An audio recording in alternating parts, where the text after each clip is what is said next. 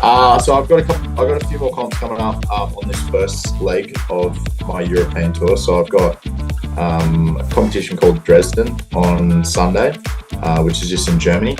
And then I'm in Berlin for another week after that. And then I go to a place called Hengelo in the Netherlands.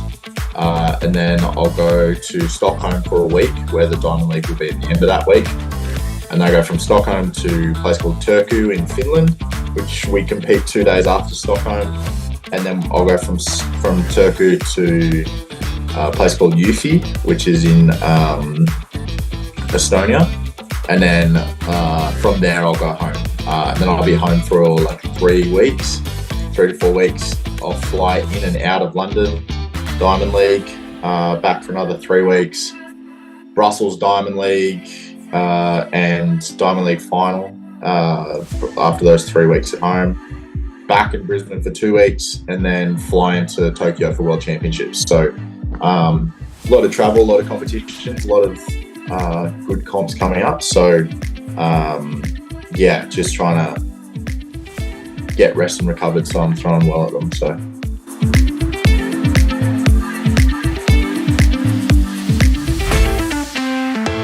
my tendency is trying to keep it as basic as possible. Like, I obviously eat at home. I book places like Airbnbs or hotels where I can actually cook myself, and then trying to stick to as close to like my regular diet. Like, I'm not a complex eater, and if I can, meat and veg and good rice, or my favourite meal is chicken pesto pasta, so that gets hammered every time I go overseas. But just stuff that, for me, it's more about making sure that I've got enough fuel, but also making sure that I'm not putting myself at risk of getting sick from any other foods, or like trying anything too crazy that's going to upset my stomach, or like put me in, I guess, a position where I'm not going to be feeling great for training. So so it's more about that, less so about like I know my ABCs of making sure that I'm fueled up for all my training sessions. But you try and keep an eye out to make sure that you're not going too far the other way, where you're just eating because you're bored, and then you're putting on weight.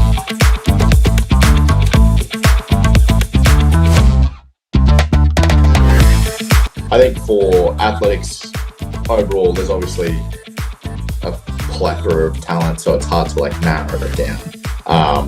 But I think what's been great is, like, after Paris, I think there's been a great inspiration across the board. And there's been, obviously Gout's leading the way, but there's so many other guys that are, guys and girls that are taking a step up world ranks wise, and are consistently doing it as well. Like, it's you can't narrow it down. Like, there was a poll the other day that someone took about, like, is athletics in the best, like Australian athletics in the best era it's ever been, and I'm like, well, without a doubt. I think it'll also feed towards Brisbane and past that as well.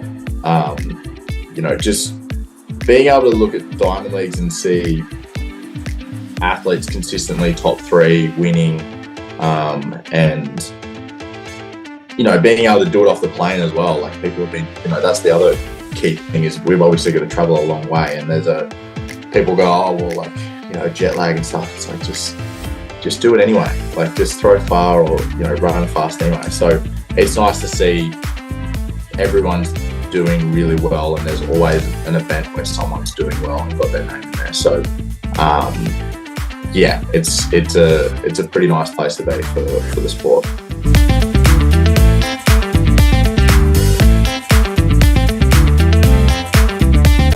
I'd say get messy before it gets clean, and that's into learning your craft. One thing that I did a lot of was trial and error, and trying to figure out what works for me. I learned how to throw 1,000 different ways to then learn how to throw my way, and you get a really good understanding of how you move. So it's not in the perfect reps, it's in the bad reps that you learn why things happen.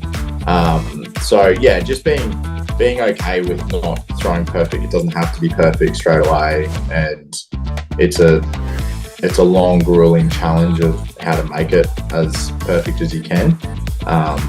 And I mean, even still now, like my best throw of all time wasn't technically my best throw, if that makes sense.